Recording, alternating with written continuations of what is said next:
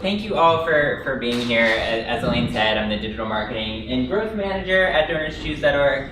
I'm so excited to talk a little bit more about how our organization uses data and hopefully leave you with some ideas for how your organizations can use data too. But first, let me tell you a little bit more about DonorsChoose.org. So this is where I ask questions. How many of you know a public school teacher? Raise your hand because we're in class. Yeah, a lot of people. How much do you think they spend out of pocket each year, on average, the average public school teacher in the US? How much do you think they spend out of pocket each year on classroom supplies for their students? You can take a guess, you can shout. 10,000. Well, okay, you went over a little bit. The average is $500, and that's 94% of public school teachers are spending that. But you're all data people, you know that averages hide a lot of things on the other end. The teachers who use our site are often spending thousands of dollars every year out of their own pocket on supplies for their students, and that's billions of dollars a year overall.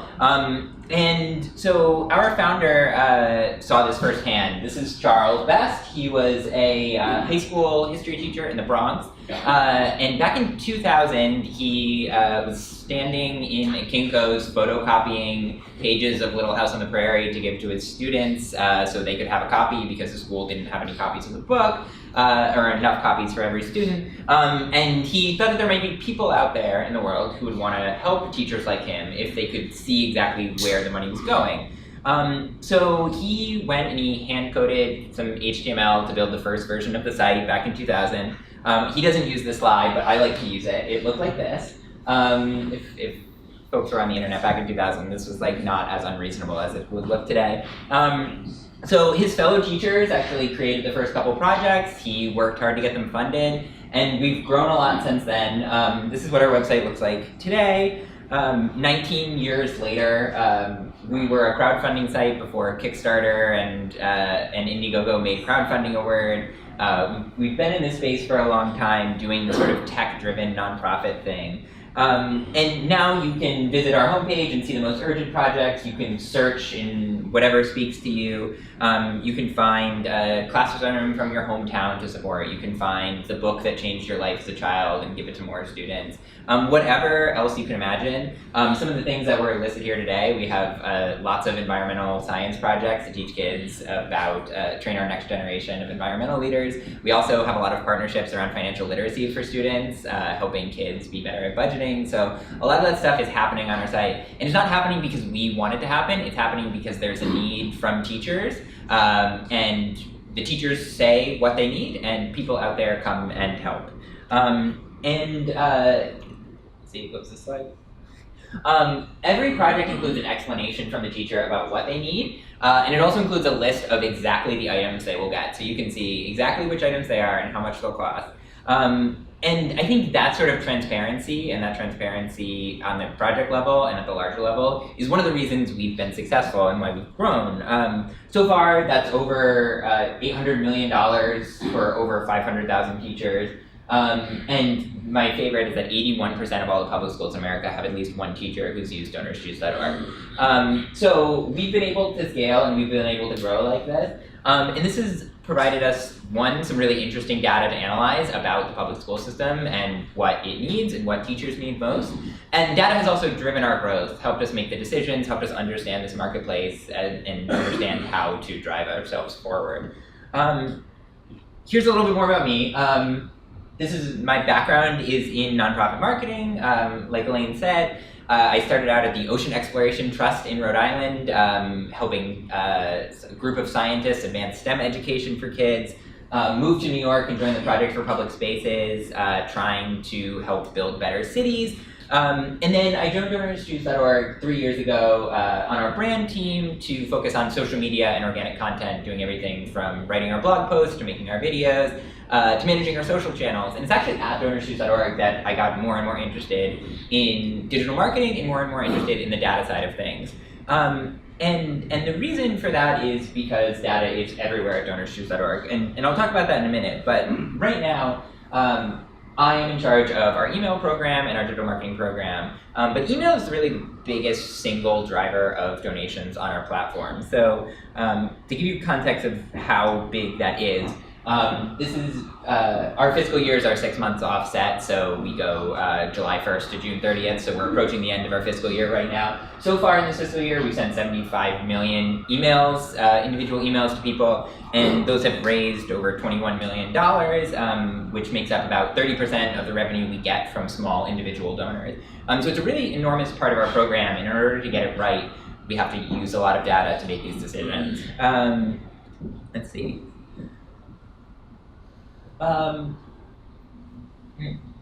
So to get to the scale that we have and to continue to grow, we have to use data. And we know a lot about our donors and teachers, so how can we use this to make decisions and to share our impact? So I'm going to talk a little bit about what Elaine said, how data permeates our culture. So this is the first thing you see when you walk into the DonorsChoose.org office.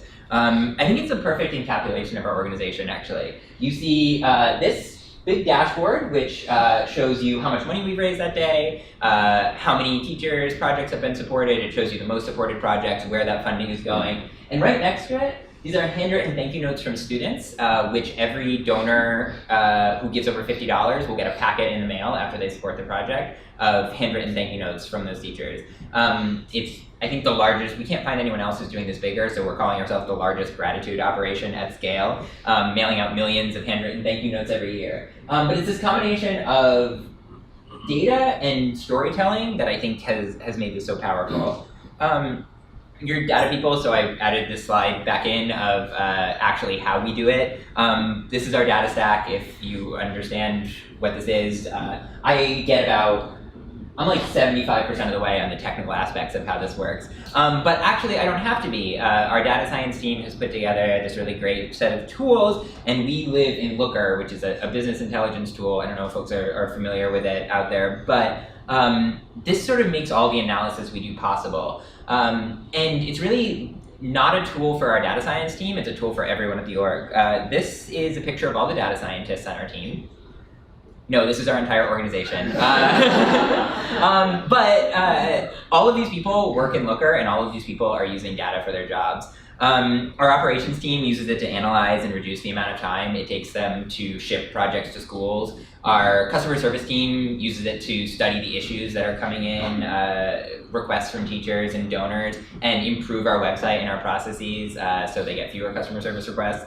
Our partnership team can build a custom dashboard and send it to a corporate partner so they can track their impact specifically. And our marketing team uses it for pretty much everything, but I spend a lot of time trying to learn more about our donors and our teachers and send them better email and send them better marketing messages so we can raise more money and get more projects funded for teachers.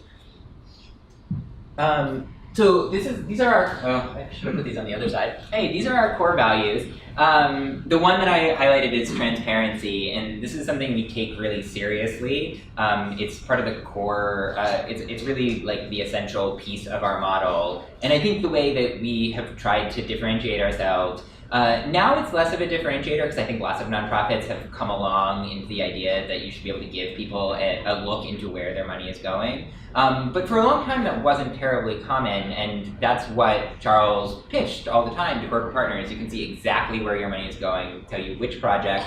And I think sometimes large foundations and big grantors were used to getting that level of transparency, right? Like, I don't know, there's nonprofit people in the room, everyone's done a report back to a funder where you have to give that level of detail on what you've done. We tried to give that to every donor, whether you were giving $500,000 or whether you're giving $5.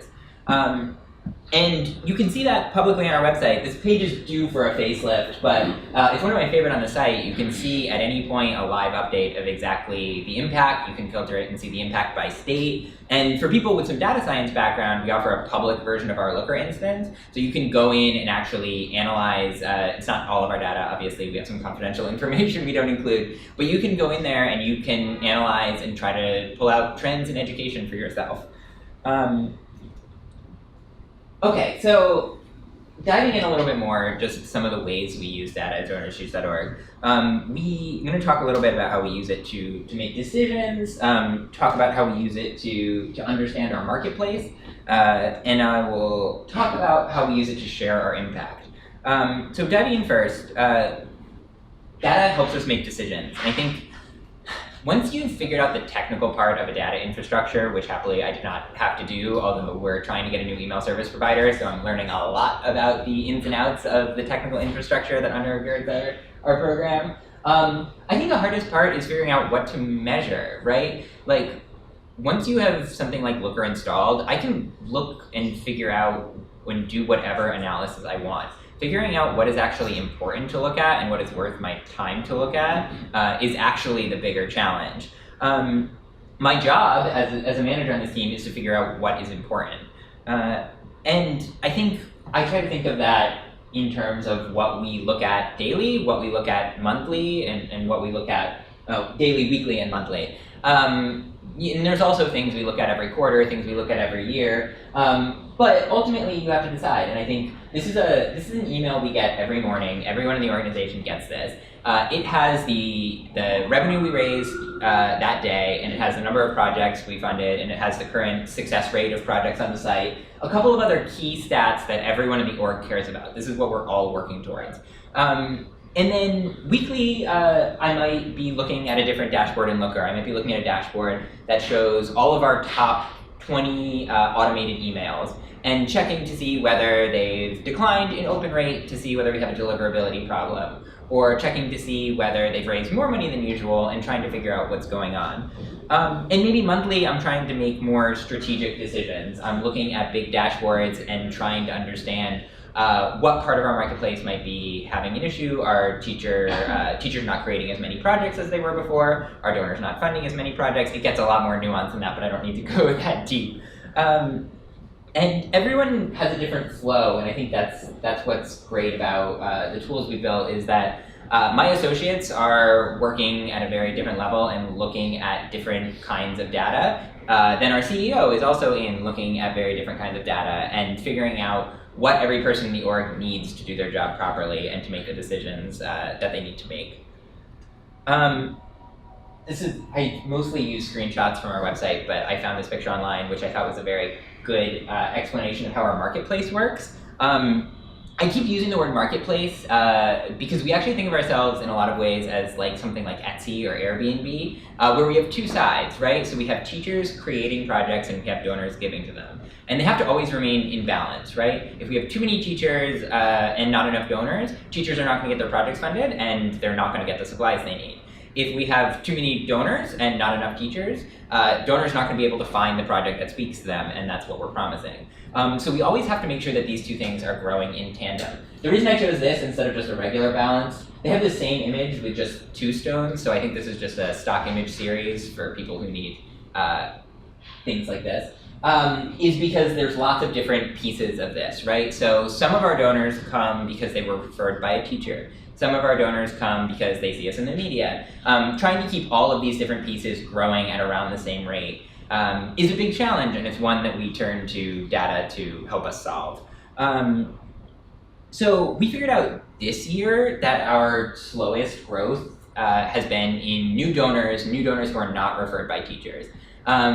And that's actually a really hard group to find, right? So these are people who are finding about us because of media events, people who are finding about us because of digital ads. But actually, I described a really sophisticated email program, and I'm really proud of that. Our digital advertising efforts are actually notably behind where a lot of nonprofits are, and I'm sure there's folks in the room who have more experience with this and are learning more. So we were able to look at that data coming in, see this sort of slower growth, and decide, okay, this is where we need to focus our efforts. Who do we need to hire? Are there consultants we need to bring on to help us make these decisions? But we're doing all of that in order to keep this marketplace balanced. And when we're thinking about making decisions, we're always thinking towards the future. And I think what's next in this sort of area of work is I'm excited to get a lot more rigorous about testing. We're good about testing things on our website, right? Like any new feature we launch, we A/B test and make sure that it doesn't reduce conversion or reduce the number of people giving on any new feature. But we're not so good about testing this in digital ads, and we're not great at doing this for email. So I'm really excited to build out a program modeled on a lot of modeled on a lot of startup infrastructure to test more quickly and be able to make decisions. And in order to have the infrastructure to do this, we need data and we need to be feeding in and analyzing a lot of different things. So the other thing I think data helps us do is understand that marketplace that I described, but also understand trends in the larger education world. So our designer made these for our blog a while ago, and I've adapted them into slides, which is why they're not exactly the right size. But one thing that's really fascinating if you look at our data over the course of the 19 years that we've been around is you can see when classroom technology started to really take off. And you can actually see, and so I did this as percentage of all the projects on our site, right? So it's not just we were growing at this time. Back in 2004, teachers would maybe have one computer in their classroom and that would be fine. By the time we got to 2014, teachers had realized that in order to keep kids who are used to being on technology at home all the time engaged, they needed different tools and that things had changed. And while things had changed and teachers were being asked to do more and do more and do more, they were not getting funding to do more and do more and do more. And so we came in and this is where we can make decisions when we see a boost in technology projects like this. That means that our business development and our partnerships team can go out and pitch corporate partners who might be interested in funding these projects, and we can say definitively there is a need and you can help. Sometimes we actually get to see the opposite. We get to see something falling out of fashion. So back in 2004, classroom cameras were a reasonably common request. Lots of teachers would get them to make small yearbooks with their kids at the end of the year if they're in elementary school, or lots of other things. You can see the iPhone get released, and smartphones become ubiquitous, and classroom cameras immediately fall out of fashion. So sometimes our data can tell us a little bit more about broader social trends as they're happening. And reflected through this lens of what's going on in America's classrooms. In the last, this is different. Sorry, I didn't know there were animations on this. Are you all familiar with The Hate U Give? It was a very popular film earlier this year, a very popular book. This is the book being requested on our site, layered over Google Trends for the same time period. And you can see actually teachers were totally familiar and excited about this book long before anyone was searching for it and before it was popular. And we've seen this happen actually in the past with the Hunger Games a number of years ago. You can actually see what like YA properties are going to be popular and are going to be hit and be optioned by Hollywood and be hit movies by the data and by looking at what teachers are requesting. So all of those examples relate to this next case study, and we want to be able to let donors and partners know, be able to target and fund a project based on whatever they want. And one of the things that they might want to support a project based on is what teachers are actually requesting, right? So some people are here because they really want to support books. Some teachers really want to support, some donors really want to support those basic supplies projects for pens and pencils. Some people are really passionate about supporting technology. How we used to do this, we used to let teachers select what they thought their project best represented, right? So they could say, this is a project for books, or this is a project for instructional technology. They were not consistent. They were often either, they had a different view of what a thing was than the donor did, or sometimes we're a large site, there's hundreds of thousands of teachers using it. Some teachers would figure out that there was a match offer for books and create their project for whatever else they needed, but call it a book and get double donations on their project or get extra corporate donations because it was something that they could fund. So we wanted a way to be 100% sure that the things that we were telling partners were books were books. So we turned to machine learning. So our data scientists built a machine learning algorithm to look at all of the projects in the past, look at the resources that they had, and figure out what categories they belonged in. What was commonly requested together, what different groups did they fall into. And it was a good machine learning problem because we had an enormous data set already to work from, and we had a very clear set of buckets and criteria that things could fall into. But version 1 launched of this algorithm, and we were able to do this really great one-day match campaign We called it Fill Every Shelf, and we ran a site-wide match offer. Every book project on the site was matched for one day. We got a lot of press, we got a bunch of authors to talk about it, and it was a really great opportunity, and it was something we couldn't have done without building this tool first. But we also learned that machine learning algorithms degrade. So this is an Ozbot. This is not a book. For a long time, we were calling all Ozbot projects on the site's books, along with a couple other coding robots. And it was a great example of the machine learning algorithm getting confused. It detected that coding robots were commonly requested in the same carts as books. I don't know why. And we had to figure out why it was doing this and how to tweak it and how to grow it. So I think the lesson they took away from that was that this kind of algorithm is sort of something you constantly maintain and you constantly watch, and you use machine learning to augment the humans on the team. We couldn't just leave it and let it replace the work that folks were already doing. So what's next for us in understanding our marketplace? I'm really excited as a marketer. I've gone to marketing conferences and listened to people talk and talk with my peers, and the most common word I think I hear is personalization and segmentation. And my vision for our marketing program is to be able to give our donors like a one-to-one experience. So when you're shopping from a modern e-commerce retail outlet, right, they know exactly what piece of clothing you are most likely to purchase on any given day, and they will send you that piece of clothing. That's marketing to be used for, we'll call it neutral to bad, depending on what the brand is. We want to be able to use those same tools for good. And so we want to be able to deliver to every donor exactly the project that they are most likely to support, that they are most inspired by. And the way to do that is by a deep understanding of our audience and a deep understanding of our projects to build that out. So I'm super excited to use machine learning going forward to figure that out and identify those magic projects that will make every donor want to give. The last point I want to make is on how we use data to share our impact out. So I really like that we use data to not just give donors this very personalized experience that I described, right, so they can see exactly the project they supported. I like that we also let them know how they fit into a larger picture. So these are some posts I wrote back when I was running our Twitter feed, which after like 1,500 tweets and several other 100 Facebook posts, I was glad to hand off to a new person with some fresh ideas. But I was able to give very specific stats and gather people around being part of this community, right? I love this one. Last year, 300,000 people on our site gave to a teacher that they had never met.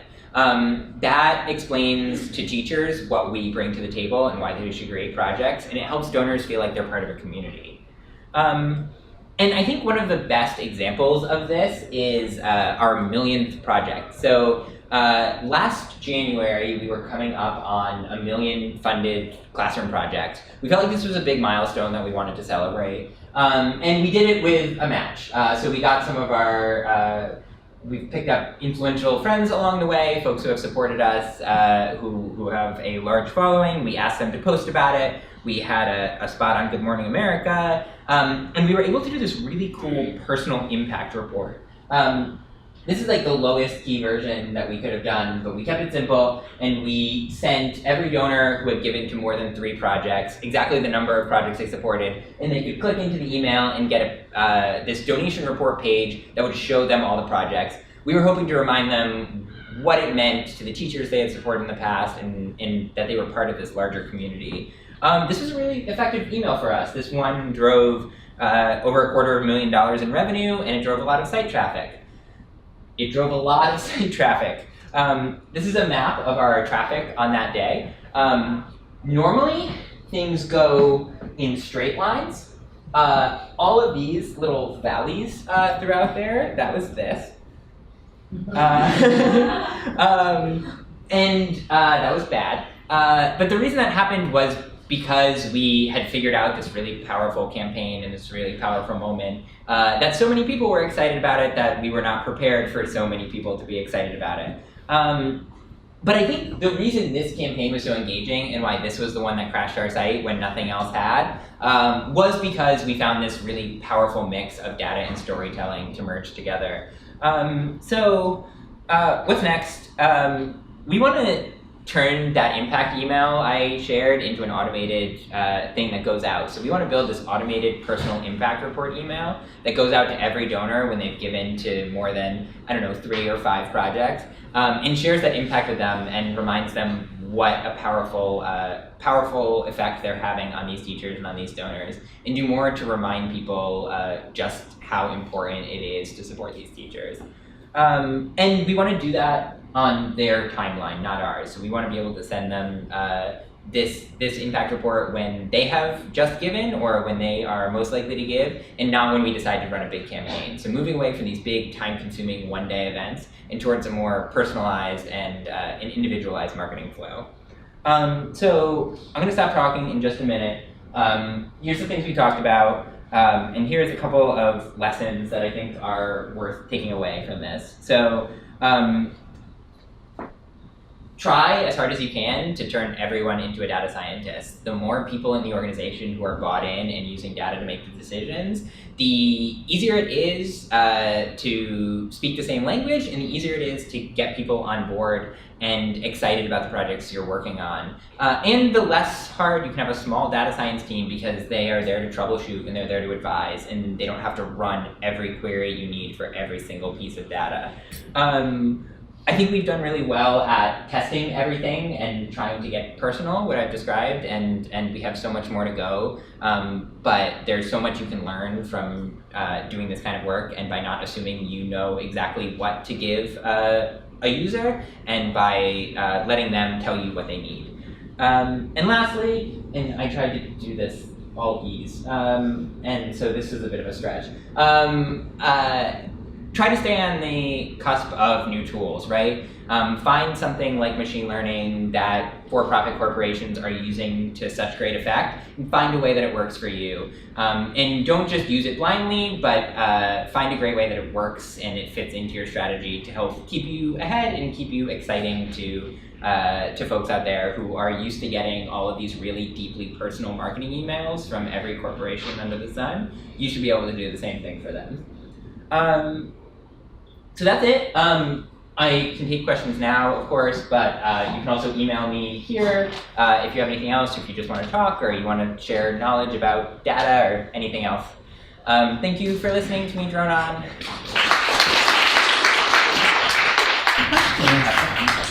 Yeah. So you guys have all this data. Have you looked at your data point from if you get a donation on a certain day versus if there was a news or a budget cut or an environmental factor where people were urged to donate more? And what kind of data did you get from that? Yeah.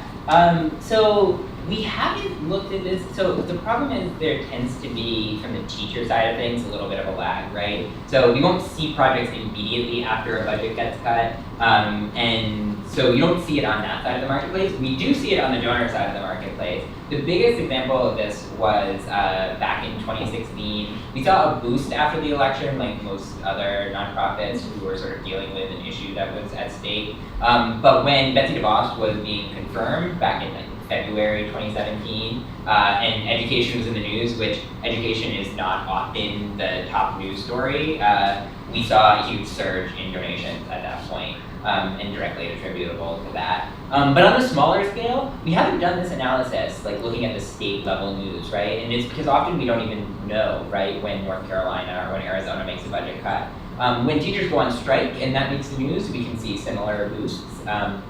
But I think there's actually a lot more analysis to do in that space, and I think it's a powerful area to go. I have a question.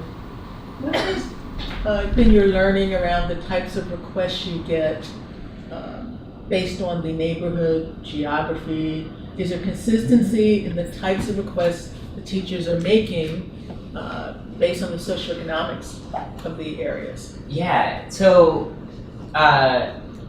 you can see this really clearly with technology. The metric that we have to use is the sort of government metric for socioeconomic status in schools is free and reduced lunch, percentage of students in free and reduced lunch. There's a lot of reasons this is an imperfect statistic. We don't have anything better to use right now. But if you look at the schools that are classified as nearly or all students are on free and reduced lunch, technology requests are a much higher percentage of overall requests. And I think that's because these are the schools that when they do have the budget, all they're spending it on is basics. And teachers are seeing this need. And teachers can use technology, right? Like they can get one iPad and they can get, 50 books for the kids to read on that, or a bunch of learning programs to individualize. And you see this really powerful effect in, I think, overcrowded classrooms, right? So when a teacher has like 30 plus second graders sitting around the rug, the ability to send some of them off on iPads to work alone, so she has time to do that individualized instruction with other kids, is a really powerful tool to get every kid, especially when it's very different learning styles, different learning abilities, able to learn at the same time. That's the biggest example of that, but you do see this with other things. The lower the socioeconomic status, the less they have for extras, right? Like, oftentimes when teachers are requesting field trips, we're the only source of field trip money they'll have all year because they're working with students whose parents are not able to bring in the $50 to get the bus to the museum even. Yeah, one in the back. I have 2 questions. 2 in the back. One is, what are the KPIs you guys use to measure impact? Yeah. And the other one is internally, it sounds like your organization uses data pretty much in everything.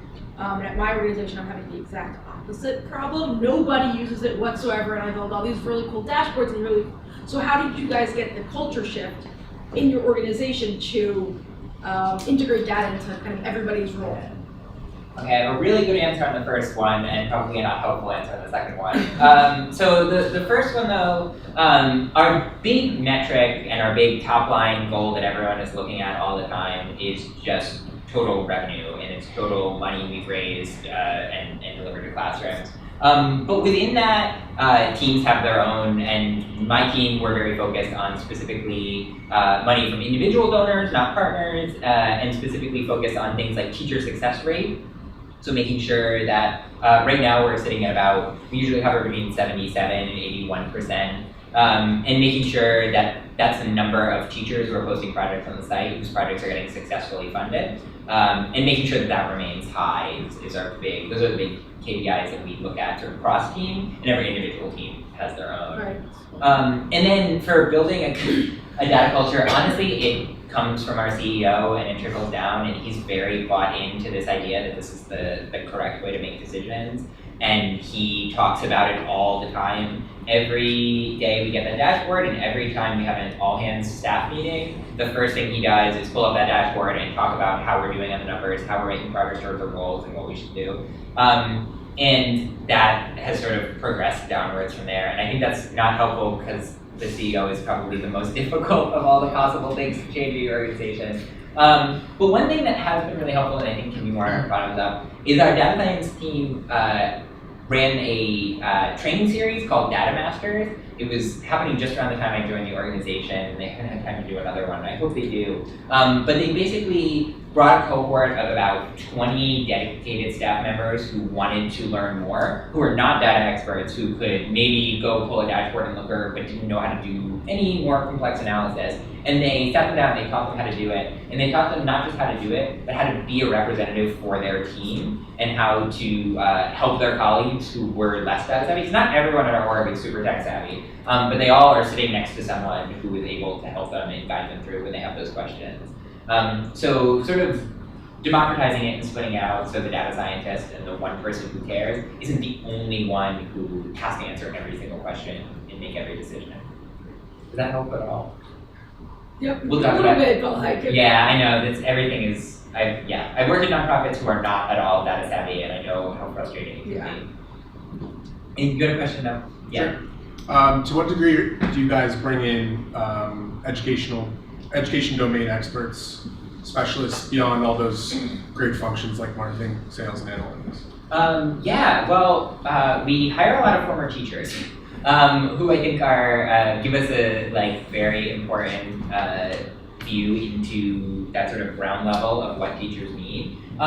Before the past 2 years, this was not hiring in people who had expertise in the education sector, was not actually something we did a lot of. And actually about 1.5 years or 2 years ago, we started to be big enough and we started to have competitors in the space. So GoFundMe started to do a really big push around education. And we started to have problems with school districts seeing GoFundMe, who lacks a lot of the trust and safety procedures that we have to make sure that supplies are being used properly, which we have to as a nonprofit. GoFundMe just sort of mails out checks, or I think they do direct deposit probably, but they send you money directly and there's no accountability as to where that goes.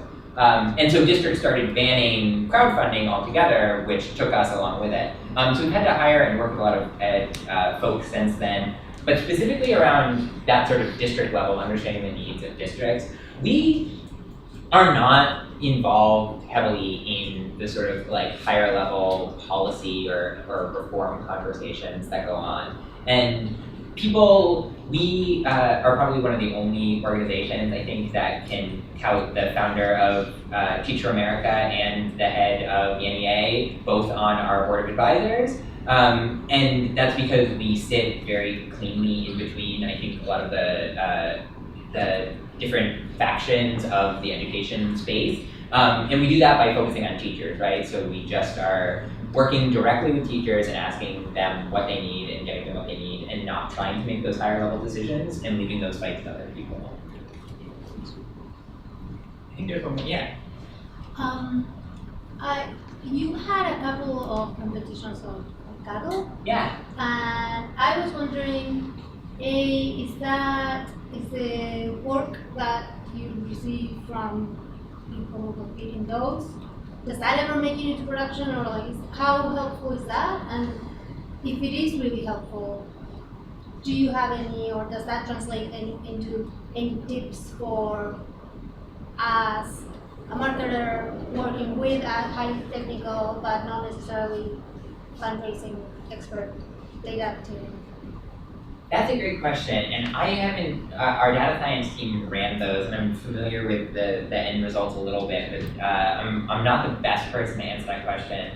I can say we got a lot more submissions from that than actually made it into our use cases. And the reason for that, I think, is everyone familiar with Kaggle, at least a little bit? They do sort of these democratized like online coding, data science like competitions, right? So you can give a data set and ask people to answer a question or ask them to find something interesting. And it's a competition, you go do it and you get to choose who has produced the most interesting end product. And what most people will do is find something that we know, right? And that's because usually we have a data science team, we have lots of people in this. The insights that are very obvious to pull out, we've probably done, and we've probably, and we're excited because it gets more people thinking about this issue and it gets more people involved. But it's not something that we like pull out and use every day. But a couple of them have. We did a competition around. This was not a Kaggle competition. This was like a sit-down hackathon, but same principle of democratizing this. And set them at the task of building a project recommendation engine and figuring out what factors go into making someone more likely or not to donate to a project. And that's been really useful, and we're still like parsing that data and trying to figure out how to turn it into a product. But that was really helpful, and I think it was really helpful because they were outside experts and because they were people who could give us a perspective that we didn't have. So it's finding the right question to ask that has made those useful or not useful, I think. What kind of data do you gather after a project has been fulfilled? What kind of data do you try to gather, like from the teachers and like after the completion of the project? Yeah, we don't. And that's something that we get asked for all the time, especially by foundation partners who want to be able to do this more direct tracking of impact. And we don't want to be tied to that for a couple of different reasons. People who are putting a lot more money into this than we have available are trying to track the efficacy of education interventions, and it's really hard to do. And we, I think, that's where we turn over to storytelling, right? So after a project is funded, every teacher will write a description of how the materials are being used. They'll send photos, They'll get those handwritten thank you notes to make sure that donors know that the materials actually made it to the classroom. But we trust the teachers as the experts to know what they need and know what they want. And that's not perfect. And we've tried for corporate partners to do some more advanced interventions in that way. So we had a partnership with Carnegie Corporation trying to get parents more involved in the classroom. So part of the requirement for getting the funding from that for teachers was they had to participate in a survey afterwards to judge whether the event that they ran for parents got parents attended and how that has improved. But because we rely on the teachers, we can't send like people in to analyze. We don't get test results. We don't get these sort of like more objective tools that we might be able to use to go that next step. It's a big challenge and something we're always thinking about, but we haven't found a perfect way to be able to 100% say like, yes, like if you deliver X material to the classroom, X educational outcome will happen. And education is big and messy and hard to figure out that kind of direct correlation. We wish we could do it. It's a great question. On one of your slides, you mentioned how a majority of the visitors are first-time givers to public schools, if I'm not mistaken? Yeah, that was in there. That's on our impact side. In the impact slide. So what are your perspectives on your repeat donor rate? Does it meet your objectives? And when you look at the revenue that you generate, it's the revenue, but it's how you generated it as well. So you ideally want a large percentage of repeat while bringing in new people. So how do you feel about your success in those areas? I feel like it's too low and we should be doing better. So that stat is actually a little bit different. That it's actually, I realize as you say that it's kind of poorly phrased. What that is meant to say is that people who give on our site generally haven't given to public schools in other ways, and we're the first experience they have getting directly involved in the public school system. But it is a great question about our percentage of new and repeat givers. And the general answer is, our percentage of repeat revenue is high and is definitely within the range of similar organizations, but that comes from only getting about 15% of donors to return year over year. And there's a lot of reasons this is a challenge, right? So a lot of donors are giving because they care about a specific teacher, and if that specific teacher doesn't come back and post another project, they don't have a reason to give, or we haven't converted them into someone who feels like giving more broadly. And a couple of other challenges, but the people who do come back are much more likely to give more, right? And give more and stay and give consistently. So there's sort of this smaller group of donors who makes up a much larger percentage of our revenue. Not on just big individual gifts, but on coming back and coming back very frequently. I would like to boost those numbers this year. Talk to me in a year and let's see if I've actually pulled it off. Any other kind of do you use qualitative research to kind of get summaries or to understand what the data is telling? Yeah. We have a user experience team of two who they're mainly focused on our product, right? So when we're making decisions about our website, they'll go and work with users on demo, beta versions of new features and do that kind of testing. We also do surveys and other like classroom visits and experiences to get that sort of like in-person experience to back up the data. Yeah. We have time for one more question, I believe. And I think it's you. You have a question? Yeah, I was wondering, is there any like one type of data that's most indicative of whether someone will donate or that helps you with marketing? Zip code. Yeah. So the best indicator of what project will be compelling to what donor is location. But it's not always location in the way we want it to be. So we are working to get more sophisticated on this. Right now, we often send donors a project as close as possible to their billing zip code. So we're trying to get one that's close to where they live right now. And this works. This is more effective than any other sort of blanket tool we could use, sending them subject area or sending them other projects that we think they would like. Sending them one that's close to home is the best way that we found. We actually believe that donors have a broader conception of home, and that there is a large cohort of donors who want to give to their hometown, and a large cohort of donors who maybe want to give to the next town over or somewhere that they feel connected to, that they used to live. And we're working to build tools right now to let us track and figure out what a preferred location is for each donor, and then try to deliver them projects in that area. I want to get a lot more sophisticated than that, but that's what we're sitting at right now, and zip code is the best tool we have to figure that out. Yeah, location mapper. So Stephen, thank you so Yeah. much for your talk.